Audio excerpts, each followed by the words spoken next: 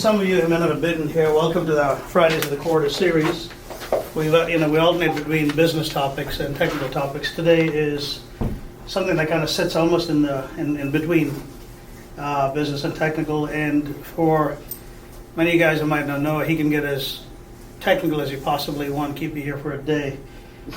So we were having this conversation about how deep, and I think my suggestion is that if you want to go deeper, you can spend a lot of time chatting with him. But I've known Noah for many, many years.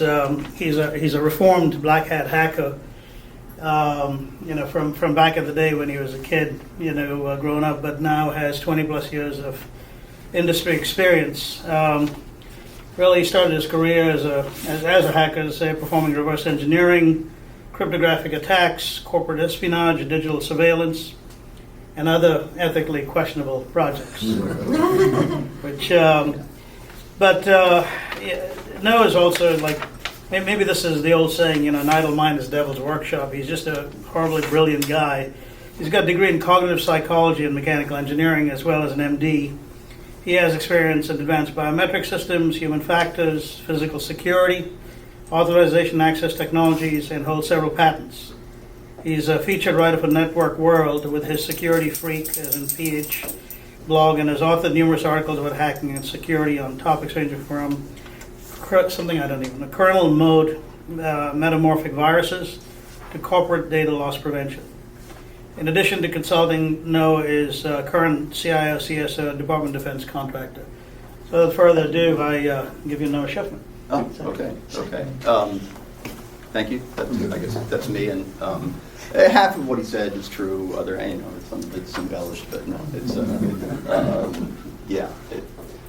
and so a lot of the intellectual curiosity of the degrees. This was like before the days of YouTube, so if I wanted to learn about the body and stuff, I took the hard way and went to medical school. I regret it. It's like, wow, I could have just watched videos and learned it. But anyway. So, all right, is your code vulnerable? And it's really not for fun and full profit unless you're getting paid to do this from your employer. Anyone else? So my talking style, in case you've never heard me speak before, it's extremely casual, totally disorganized. I rarely stay on topic and make little sense. Once in a while, I might actually inform, but not usually. And so you can jump in at any time, heckle, interrupt, do whatever you. I'm totally cool with that. So feel free to participate and you can take over. Chad here, he's a smarter, younger, more talented version of myself, and he will be fielding all questions, relating to my. And that will be pretty organized. Yeah. Yes, exactly. Yes. And I want to take a moment to also introduce Chad Cravens, basically, who will be assisting Noah as needed here. So, also basically deep talent, basically in security. The dog I don't know about. This is, but no, cat, yeah. What I'm going to try to talk about today a little bit about bugs and features, which is, first of all, there's coders here, right? Some people who do some code. Okay, so that's, so everyone likes to talk about bugs and features, and because they're really one and the same, right?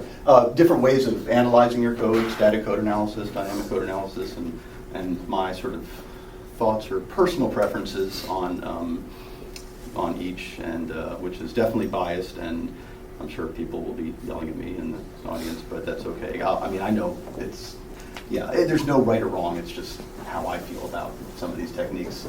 I'll try to go through a couple examples of some, I think, decent dynamic analysis or fuzzing tools, and a lot of, again, random off-topic stuff, which is my trademark. So I'm going to stay at a super high level here, very generic concepts. I was talking to Joe about how detailed should if I start showing you actual C code and stuff, is that going to put people to sleep? And he's like, stay away from actual code, so that's fine. So I'm actually not going to go into any really specific coding, and I'll try to stay language agnostic and really oversimplify things to the point of you'll be like, wait, that's not really true, you'll be right, and then I'm just oversimplifying it. So that's actually most of the information came from that book right there. Really, main points of this talk is that I like to break stuff. A lot of people break stuff. Breaking stuff's fun. It's I don't know why, and you will like breaking stuff too. If you haven't yet, you should, because it's. I mean, I don't know. There is something. I mean, I think it's unfair how hackers have gained like all this media attention as being something cool. Where the programmers, the architects of software, that's incredible to build these incredible applications that do all this functionality, and just because some hacker can find some vulnerability to exploit, then they get all this recognition. Not fair, not cool. I'm told I have the utmost respect for developers, coders. I started my own career that way, and but there's just always been something fun about breaking. I mean, again, from being the little kid who would watch someone else build the sandcastle and then running in and destroying it, and it's maybe because like so much happens in a short period of time. Like anyone here play like Minecraft? Any Minecraft players? Wow, I'm such a loser. Okay. Well, are you familiar with it? Yeah. I know, I'm very childlike in many ways. But like this is like how I build my Minecraft homes are built always out of TNT, and it just because the second I'm done building, it's so much fun to watch them blow. All right, I know it's so strange. Okay, but anyway, that's my approach to life, and code is the same. I don't know, has some similar philosophies. My personal experience on this topic was I used to do a lot of code analysis for the DoD for applications that had to be approved by certain security standards. There are these big STIG, security technical implementation guideline things, incredibly boring, and just pages and pages of documentation, and I just hated just going through other people's code looking for so-called vulnerable segments, and I don't know, it to me, it was just more fun and natural to try to break it like as it's working in the real world versus looking at it, sort of pre-production and looking. And that's just the way my mind works. And it's so I didn't. I just wasn't into the static analysis part of it, the just sifting through pages and pages of code, and even though there's automated tools, it's not as fun as the breaking stuff.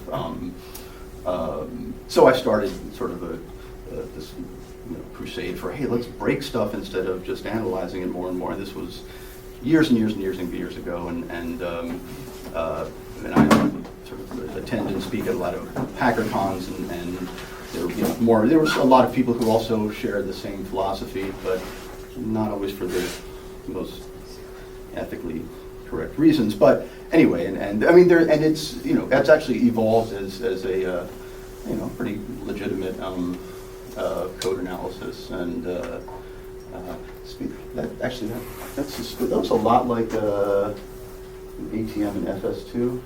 Ernest? Where's Ernest? Is that He's at Starbucks. Okay, yeah. Okay. Yeah. I'm not saying that.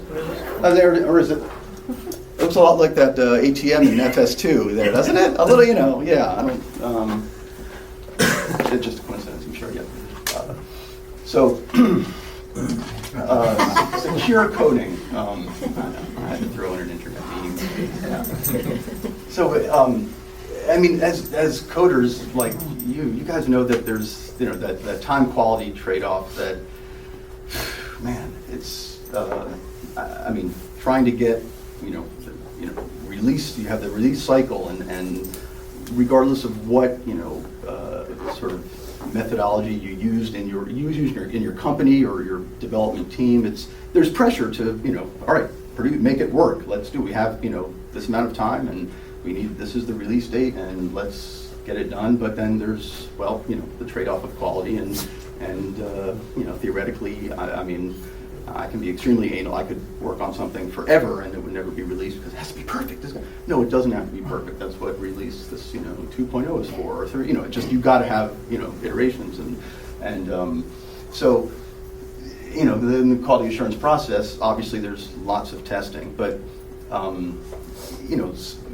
traditionally, a lot of the testing was to make sure it's working properly, and the client's going to be happy, and it's going to do all the features and functions it's supposed to do.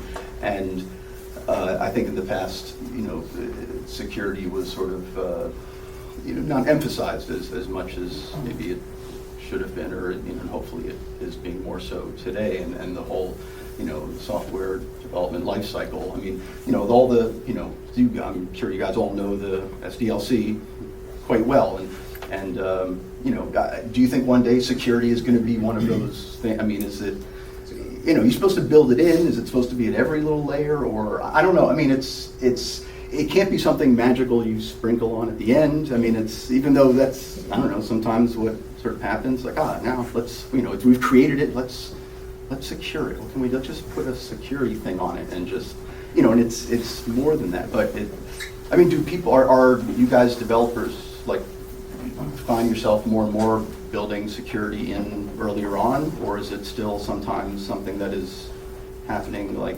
kind of as an afterthought? I mean,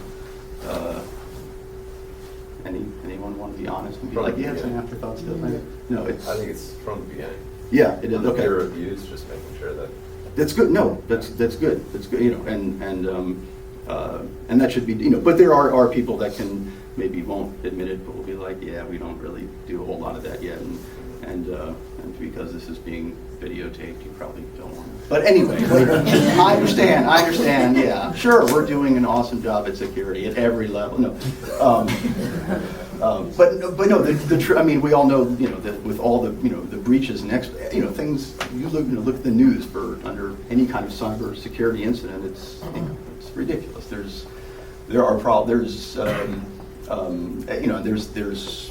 hackers with websites out there that are devoted to revealing sites that are vulnerable, like the latest cross-site scripting attack, XXS by so and so, and it just the pages that you see, like with .govs and I mean, it's just amazing. It's like, wow, another one, just over and over, and so it's. I mean, we still have a ways to go, and it's but so I'd like to see it hopefully better integrated earlier on in the process, and I'm glad to see that it is here by everyone who works for every company that's in this audience. So that's a good start. Bugs can be features, right? I mean, that's I don't know.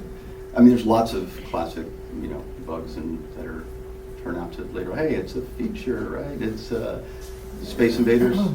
Remember anyone? Yeah, okay, yeah. So the as you would sort of, this was one of my favorites, like sort of bugs gone feature. It wasn't a bug gone feature, but it was, as you're destroying the aliens and there's less and less of them, they start to come down faster and faster and faster. And it's actually, it took the processor, it was consumed in rendering all the graphics of the aliens. But as exactly. As you kill them off, it freed up more resources. It can process it faster, and all of a sudden starts going faster. That's and that's the reason why. And it was afterwards like, but we want to make it harder when you're down to just one guy who's zipping down the screen. But that's the origins of it. And it's just like, okay, it's anyway. So I mean, there are cases where bugs can be features, and I kind of like that one. And there's cases where features can turn out to be bugs. I'll never understand how that got to be. Clippy was so annoying. I mean, Microsoft Bob wasn't too bad, but Clippy was the worst. And then talking about bugs equaling features, I just had to throw this in because I love that. I'm sure many of you have seen this before, but the PW bug with a feature, that's just so cool. Okay, anyway. So again, security is is definitely a big problem, and that's I don't know how these. It's not. I don't think it's Photoshop. This is pretty sad, but it's someone's example of security. People are always going to bypass security mechanisms, and that's, I mean, we see that all the time. Hackers are constantly doing it in new, ingenious ways that, every HackerCon I go to, there's all kinds of new tools that are released that are fun but also scary, and it's just another way to bypass this authentication method or this security protocol, and it's pretty ridiculous and kind of I feel like a losing battle at times, and it can be a little depressing, and but I think we need to continue to try to implement as best security as possible and avoid mistakes like this. So starting at with the basics is with the code in some ways. I mean, that's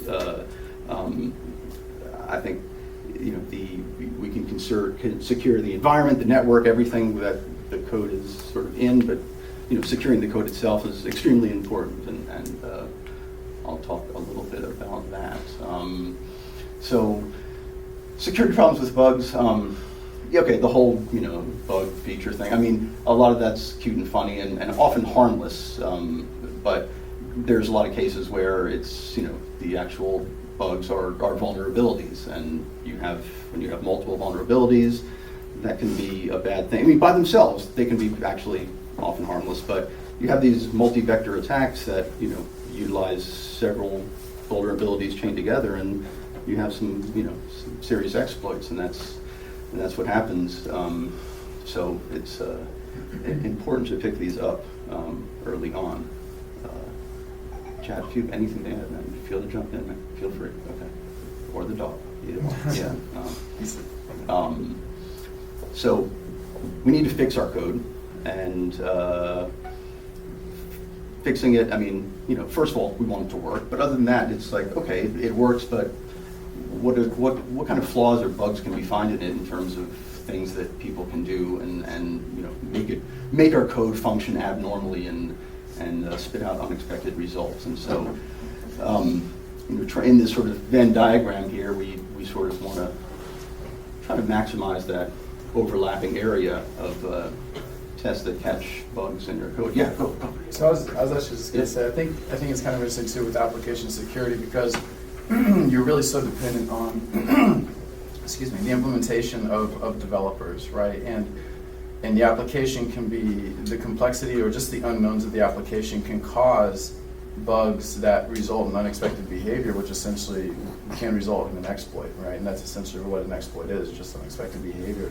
It's not the happy path. And in particular with other, with code that is being developed, is that it just really hasn't gone through the rigor of testing, and there's so many different avenues that a person can alter the flow of the application. So an example would be, if I have a website and I have some input variables that you can just put into the address bar, and then I process that input variables. Well, a hacker is going to say, okay, well, I see a 1, but what if I put in a 10? And this has actually happened with me during a review one time. So I put in a 10, and then the computer took half a second to respond. So I put in 100, and it took the computer took 10 seconds to respond. I put in 1,000, and it took over 5 minutes to respond. So what I was seeing was by varying some sort of tiny little input, I was causing the application to do all this processing, eventually resulting in a denial of service attack, because as the values grew, it exponentially overloaded the server, right? And so when he talks about wrapping an application in a shroud of security where you can secure the infrastructure, that's important. But then again, also you really need to take a look at the application in terms of how you process the information as it goes through. So it's really kind of two things. It's input validation. So you want to validate input as it comes in. So they should have validated that nobody could put in 1,000 if it was going to take 10 seconds to process that and bog down the server. But it's also sanitization. You want to make sure that the data that comes out when he talks about cross-site scripting is formatted for whatever it's coming out as. So if you're resulting in JSON, you want to make sure you're producing valid JSON. Or if you're producing HTML, you don't want somebody to sneak in some sort of JavaScript in there. And a little more kind of technical, but if really, one of my favorite examples is the MySpace worm called Sammy is My Hero. And his site is still up, and he's got a step-by-step on how he did it. absolutely brilliant how the guy was able to essentially hack MySpace by just putting in HTML into his profile. And MySpace did what they thought was the best for validating that input. For example, they didn't allow anybody to put in the word JavaScript because they didn't want somebody to run JavaScript on other people's pages. So what he did was he did a Java and then put a new line and then put a script. And MySpace didn't catch that. So it snuck through their filters, but when it was processed by the browser stripped that new line and he was able to put JavaScript in. And there's so many other good examples. And that was actually one of the fastest spreading worms, web-based worms. But it's just a good example of you can have a secure infrastructure, but you really got to take a look at the application as well. Make sure that the developers are doing what they need to do too. So OWASP Top 10 is a good kind of guideline for that, but input validation and sanitization is so important, to avoid these bugs, because you don't know what's going to happen if somebody puts in and if I'm asking for an age and somebody puts in a -1, how does that affect your application? It could be really any number of ways. So. Yeah, thank you. And actually, I forgot to show this earlier. So obviously you can't talk about bugs and features without mentioning Microsoft. And so I just thought I would share with you all this. This was a Microsoft badge that me and some of my friends created. This was a few years ago at Black Hat DEF CON, where we created our own fake badges and wore them around, and actually got invited as to the one of the Microsoft VIP parties, thinking that was a full-time employee, because we actually, very accurately replicated the Microsoft badge, but underneath my picture, in terms of the department, I was the not a bug, it's a feature guy, and that actually, you can pass it around. Actually, that they did something if they actually just were like, okay, yeah, this is awesome, babies. I don't know. It was pretty. I don't know. It's the things you do in Vegas, but anyway. Yeah. Okay. Well, life of code. This is okay. Oversimplification, where you guys can yell at me, but you got your source code, and it goes compiler to binary code. Okay, forget about objects, linking, all that. Okay, other stuff happens. It's not magic, but for the most part, it's kind of okay. And then, execute binary code. You have inputs and outputs, and yeah. So let's, for our points of this conversation, we're just going to keep it. That's all that really happens. And yeah, okay. So static analysis. It's done in the development environment, and you're looking at the source code. And it's often automated software that goes through and looks for potentially vulnerable segments of your code and whatever that is defined as. And that's defined by different people. It's the string copy. If it's into somewhere where some of you can easily do a buffer overflow. And is that dangerous or not? It depends on what can be put into that buffer. Okay. Well, anyway, so it's I guess, and that's where I had some problems too, where there were a lot of what's flagged as vulnerable. It's like, okay, but in the context here, there's so many false positives, but okay, it's again I just wasn't a fan of it, but. So, and there's plenty of applications and they're standalones, IDE plugins, but the process basically is, it's pretty automated these days, and you just have, boom, your potential defects, which unfortunately you still have to go through and manually check and sort of know what you're talking about to figure out what's really bad. Here's an example of, what is this? So this is like an Eclipse plugin. Find bugs. Anyone ever use Find bugs? It's decent. It works. So it's just, in this case, it's running as a plugin for Eclipse, and in this example, it's claiming that there is highlighting potentially dangerous use of a non-short circuit logic. So that's where you have two booleans, and it doesn't check both sides, right? It just does one, and then they'll check the first one. The first one and move on, versus with right. but so ampersand. Yeah, non-short circuit logic will do, but right, okay, yeah, so, okay. Yeah, you guys are supposed to know what that is, right? You're coders, huh? Means 2 ampersands. There we go, yeah, okay. No, but it checks both, right, at both conditions instead of just one and then going on, kind of, okay, well, anyway, so, I mean, you know, is that vulnerable? And it could be, it could not be, but there's just a lot of false positives to check out here. So dynamic analysis, this picture in here, thing works. Yeah. Yes. Remember our conversation? I was trying to tell you how I couldn't find anything to do with my Raspberry Pi when I got it, and all I did was plug it into one of my old Apple II monitors and had it running. And anyway, I finally found the picture and I put it in here just for you. When I got it, yeah, it was in my office. I had it on my app. Yeah, it was. Okay, anyway. Dynamic analysis. Okay, so this is where you're going to throw unexpected data or malformed data at a system, and many times over and over again, trying to crash it, trying to do something bad to it, making it unstable, and that's a little more fun to me. And all whatever the results are, they're it's captured, so you can correlate. Okay, what did what, and that's hey, this data crashed it in this way, and have a sense of what the underlying code is that needs to be fixed.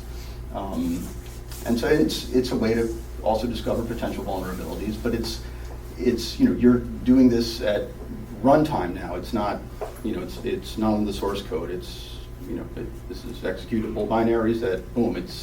You don't need the source code. It's on a live running application. So it's sort of different to static in that sense. And also probably all that ever heard the term fuzzing. Yeah, that's okay. So basically, it's known as fuzzing. So let's see. So comparing the two, I mean, it's really like white and black box testing, right? So static analysis, you have access to everything. You can see all the source code, and you can see inside the box. You know what's going on, and you're looking for vulnerable code versus the black box testing of dynamic analysis, where you're just trying to find vulnerable parts of the application, and then I mean, assuming later on, then you can go back and correlate that to the source code. If you're having a third party doing security testing, it's not a bad way to go, because if you don't want to reveal your source code, you can just have them. So problems of static analysis, or at least my problems with static analysis. Need access to the source code. Well, I wouldn't say, and you don't always have that, especially if you're looking at code that you're not working on and it might belong to another company, and you just want to have fun and find vulnerabilities. Static analysis doesn't work that way. And they're mostly language platform dependent, right? I mean, it's for Java, there's certain tools there. I mean, they're not agnostic, like sort of like the sort of more penetration testing or brute force testing of fuzzing. So you need to acquire lots of them depending on what you're coding in, and then you can't always reuse them like you can with dynamic analysis for whatever code you're using. It's a lot of false positives, and again, you need to still go through manually and look at all the results and determine what's truly vulnerable and what's bad and what's not. So, and I don't know, and then other thing, and here's interesting point too, is the source code changes when it's compiled. I mean, it's there was actually some recent papers compiling the statistics on this, but so often when the source code gets compiled to executable, I mean, some of the information is changed to the point where it's what you're running isn't necessarily the source code itself. And have you ever had any experience with that? Yeah. And so I don't know. It's so in some ways it's more realistic to, or can be said to be more realistic to actually test the compiled executable as opposed to the source code. That could be argued. I like to sometimes just stick a random quote in my presentations, and anyway, Donald Knuth, I'm sure some of you are aware of the brilliant mind that he is, and that's, yeah, and that was a feature. Yeah. Anyway, yeah, that was one of my philosophies of programming. I would sort of, when I would code, it would be correct to me, and it might, compile and run and work, but I don't know, I mean, yeah, there would be always bugs in the code. That's not fun. So, all right, do people right now, are you people like doing like dynamic analysis fuzzing of software? Is that yeah, that's, Microsoft codes, yeah, cool. codes program. Okay, cool. And you have Manually, success? I played with it. What's that? I'm sorry? I played with Microsoft's version. Yeah. For fuzzing. Yeah, okay, Other cool. applications. Have you guys found it to be successful, helpful, or yeah? Okay. Anyone not like fuzzing? No? Anyone like anti, but we should just be static code analysis? No? Okay. Well, I think it can be dangerous without Yeah. any static code analysis. It Yeah. can lead to great complacency. yeah, definitely. I agree. Well, if you haven't really embraced fuzzing, it's something I think you should try. It's fun, but it's taking the same approach that hackers probing your attack surface are going to be doing. I mean, this is sort of it's close to a real world simulation of what's going to happen to your software out there in the real world. I mean, why not run the same tools basically that hackers are going to be running on your software? I mean, it just sort of makes sense that way. There's going to be vulnerabilities, and most of them are going to be found with automated tools. Script kiddies are going to be running stuff that, released, whatever the latest, latest tools that are released. Download them, try them out, run them on your software. It's a great thing, and I really think it's kind of fun breaking stuff. And really what you're doing is you're just, supplying that, that sort of malformed, questionable data to input fields. I mean, it's all about, not all about, but input fields are, the sort of the target. That's what's being hit by hackers with all kinds of interesting, not really unexpected types of input, like, age -1 or whatever. And the tools are more agnostic. I mean, it doesn't matter what the code language is. The source code could be anything. It doesn't matter what is on the back end, front end. You just, hammer away. And very easy to do. You can do it in pre-production or after release. And I mean, you can constantly be just running tools on your code, even once it's out there, just seeing if anything, after a couple new 0 days pop up, you want to see if your code's affected. Boom, you can always be running the tools, as I often do.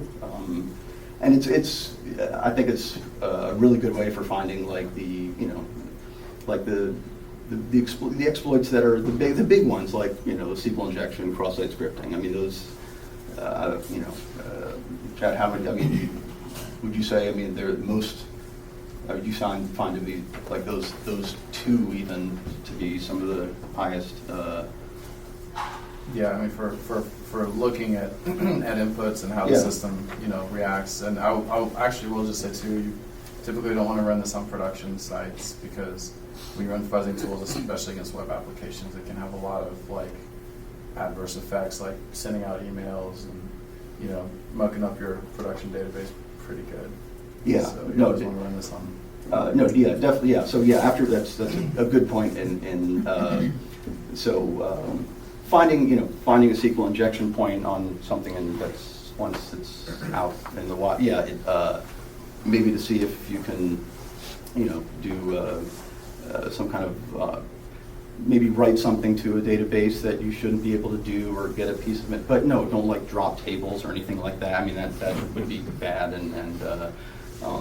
yeah, so yeah, definitely the test cases that you would use would be carefully selected.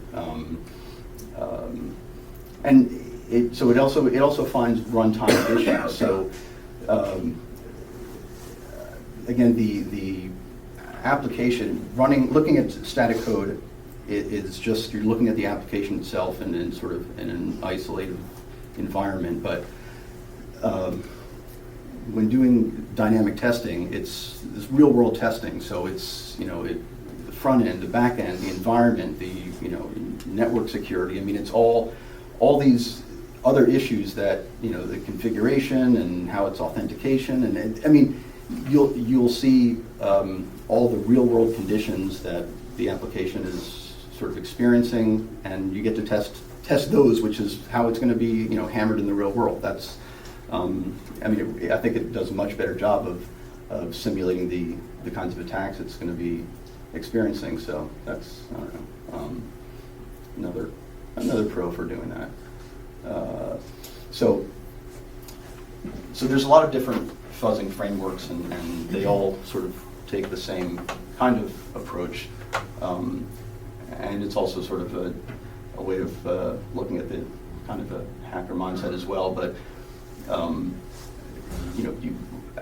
first you're going to identify targets and platforms. And for the purposes of this talk, I'm mostly talking about like web applications. I mean, it's I don't know, standalone applications. We want applications that exposed to the internet, that are connected to some back end where people can interface with it. So that's, so mostly web application type of platforms. And then identifying all the input vectors, where all the places where a user can enter information or even manipulate information.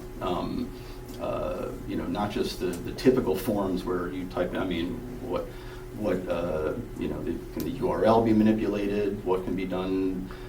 Network traffic. I mean, anything that could be possibly manipulated on the client side and thrown to the back end. So all those input vectors. And then once those are identified, you want to generate your sort of your fuzzing data, because again, you don't want to do this manually. It's better to do automated testing.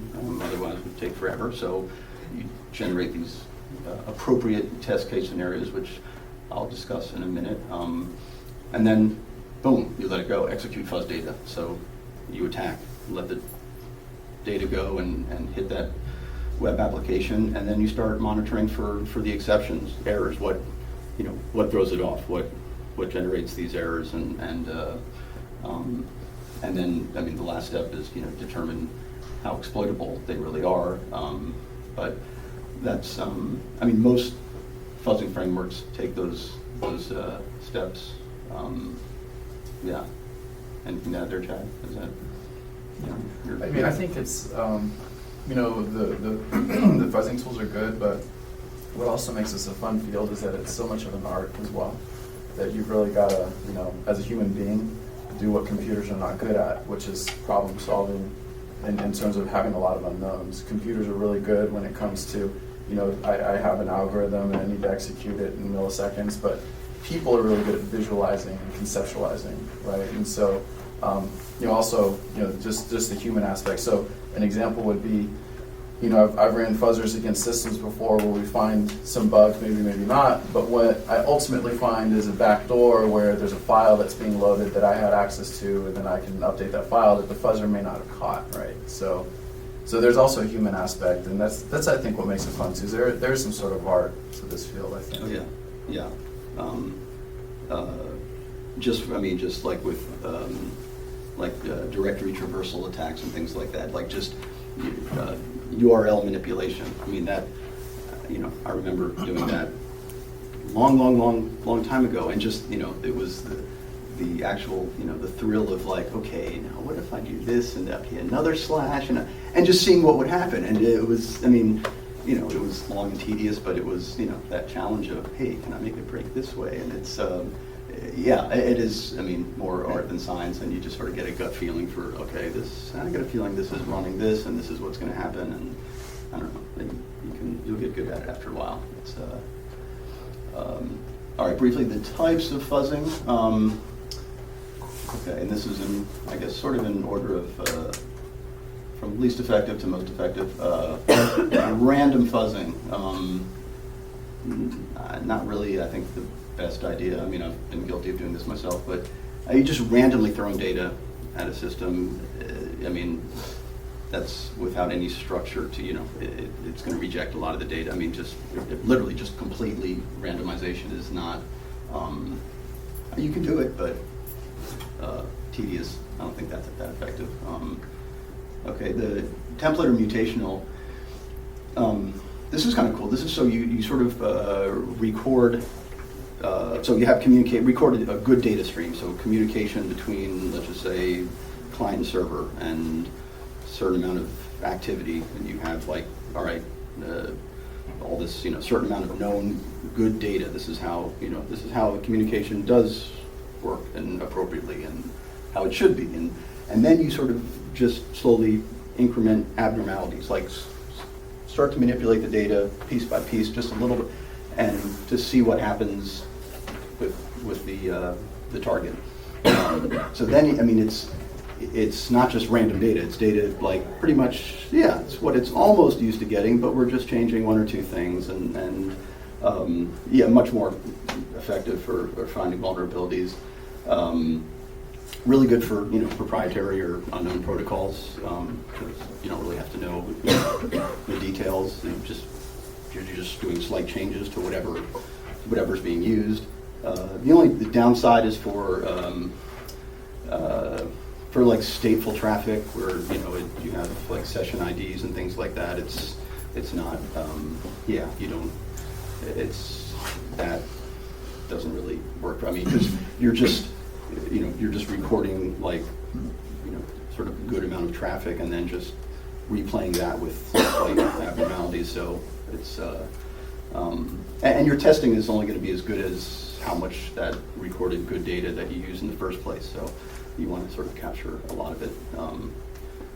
And then probably the most effective is generational fuzzing. And here the test cases are created with complete full knowledge, understanding of the protocol, the spec. It's taken right from RFC. It's like HTTP, boom, and it just so it's everything about what exactly should be going to the application, and then changing it and making it malicious from there. But that's, I would say, most modern fuzzers are probably use generational. I don't know if you've ever used many of the mutational fuzzers. If it's for something for proprietary stuff, I guess it's good. But for the most part, generational are the best cases. That you'll find the most vulnerabilities for per hour or whatever.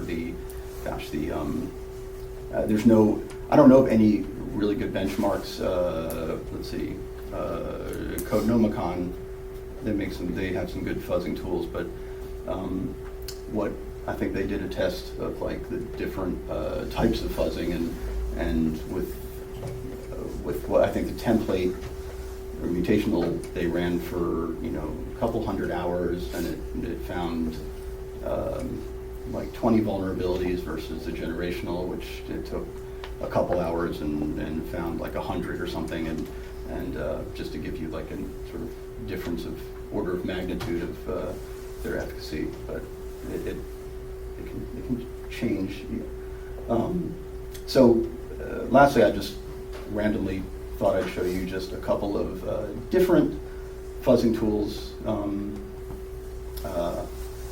Ever use Chad or Odin? Okay, yeah, okay. So yeah, here it shows you parameters and payloads and yeah, what it's, a lot here looks like it's trying to execute a bunch of cross-site scripting attacks and, but yeah, it's, I mean, they're all pretty, I mean, generic and pretty easy to use.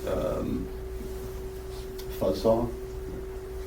Anyone ever use Fuzzsaw? Chaz there? Okay, yeah, he's used them all too. So this is just sort of like the main screen where you can, showing how you can, you know, choose different types of inputs and configurations. So just like you can fuzz the, you know, the input parameters we're talking about with like SQL injection or cross-site scripting, where thinking of, okay, fields where, you know, it should just be data, but people are maliciously putting in code to, you know, instead of data and seeing if it will run, you know. Well, the same thing, I mean, you can file format fuzzing, you know, it's, I mean, you've done with actual file formats that are exchanged back and forth, and same with network protocols, and that's, I mean, those are valid fuzzing types of techniques that are very effective. So, yeah, but no, fuzzsaw is not a bad one. Pollen fuzzer, haven't used that in a long time.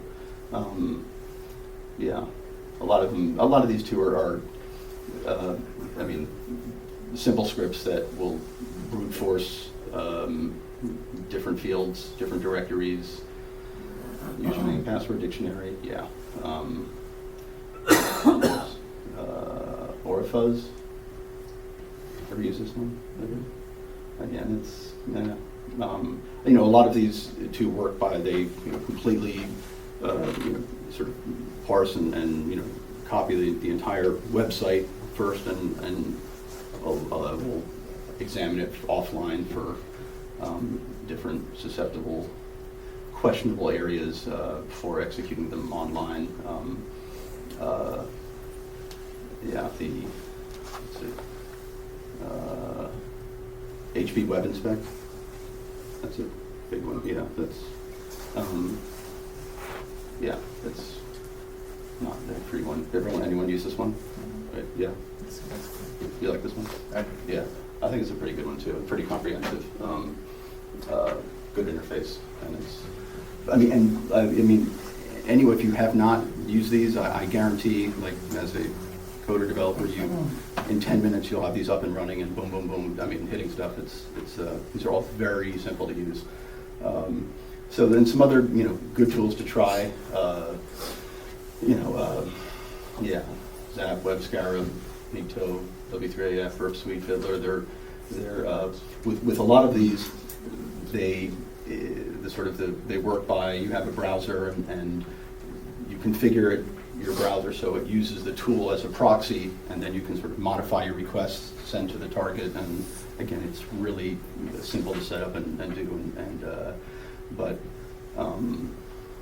it's something that you all need to try and do, and only fuzz your own code. Don't be doing other people's stuff. Yeah. Anything else, Chad, you can think of? I know, like, you know, a lot of what we do is through the web. And a lot of the stuff is on web applications because of the applicability that it has. But I also think that there's a lot of, you know, if you are a developer, if you're interested in this, is to actually do more low-level exploits as well and practicing that. So there's a paper written back in the 90s that kind of got me started. It was Aleph 1, Smashing the Stack for Fun and Profit. It's a really great read. But essentially kind of just, you know, whenever you talk about buffer overflow, okay, well, how does that actually affect, like, you know, the application, or what's going on with the registers, and what's going on with the stack, and how does the stack and the heap grow? And so web application stuff, but also the low-level stuff, I think there's a lot to be learned there as well, and it just kind of gets your mind in that mindset. So a really good book is Shell Coder's Handbook. That's pretty much my Bible back in college. You know, I do that thing with me all the time. So it's really interesting concepts, and you just realize like how innovative, you know, you can be when looking at how to attack these applications. There's really no one size fits all. So yeah. No, there's, as Chad mentioned, there's a lot of other vulnerabilities and things that didn't touch on just because it's a short time period, and I'm just trying to gloss over and mention some of the big things, but were there any other good tools to try that you can think of? I mean, other, like some easy, more like easy. Let me just get started now. The Linux distro that has all the tools on it. Yeah. Oh, thank you. Yeah, that's a good one because it has so many Right. these things kind of pre-installed. Zap is really good. That's a OWASP open source one. And Nikto's pretty good too. It's been around for a long time. Yeah. So anyway, it's go fuzz yourself. Yeah. Metasploit. Well, yeah, that's a little more. I mean, just I'm trying to think of something like a little bit easier, but yeah. But anyway, well, I hope that I've provided some information or some entertainment and comments, questions. Bring it on now or later or whatever. You can anytime email me at grayhat@computer.org or always see me out at Vegas at DEF CON and Black Hat or yeah. Any questions? Yeah. Before we go? All right, and you Yeah. know, be around. Yeah. Yeah. So one thing that you mentioned is like known exploits. And I don't know if this maybe doesn't fall exactly in fuzzing, but like we have a third-party testing. And for example, I see that they probe our servers, for example, to see if we've got PHP hidden in something that looks like to them a directory, right? And I know it's a Java app that, whatever doesn't, Right. but it's asking, puts, PHP myadmin or whatever, and, known things. And it's, one of the things you were talking about is like you said, so when it's source code, then it changes as it gets compiled, but it also changes as it gets deployed. Right. So if someone has happened to install PHP myadmin or whatever on our server, they just were trying out some quickie little dynamic splash page or something for one client. They don't realize they've installed this very powerful tool. Right. They weren't using most of its features, but they've now allowed, anybody to change anything on that system because they've put something that seemed quite innocent. And I would never know that because I'm not probing, hey, did somebody install PHP? So does that fall under fuzzing, or is that? I mean, that's kind of not even an exploit, right? That's not even a bug. It's just a. Well, but it's in the big scheme of like in the whole system. It's kind of it's a vulnerability. Like I mean, so another good reason to probe your system, and a lot of these fuzzing tools, I mean, do that. I mean, but yeah, I mean, what you're saying is you're totally right. That does happen, and that is powerful and dangerous, and another good reason to sort of hack your site, or I mean, just or test your site in a sort of white hat pen testing kind of way to discover things like that. Because I mean, you're lucky that you found out about it, but you're right. If you don't know, then that's they can leverage your system and yes. How yes. paranoid are you that if you allow a third party to do static testing and then they offshore it, that something bad's happening? I mean, is that like 10% that it's likely to happen, or 90%? I mean, because once you sign a contract to do static testing, you're not sure who you're giving access to the source code potentially. That's a good point, and if you're going to have a third party do static analysis, lots of legal documents, non-disclosure agreements, and having their reputation known, and but no, that's, I mean, if but it's one bad person in that organization. That's true, and that's a risk analysis thing that you have to, and I don't know the answer to that. I like don't the dynamic for that reason. and I'm I don't know the percentage of how often that happens, but I'm sure it does, and probably more than we know. So that's you got to be careful of that. Yeah, it's kind of scary. Yeah. All right, Yeah. no, appreciate you. Sure. Chad, do you have any sort of parting words of wisdom? Thank you very much. Certainly appreciate you coming out. A couple of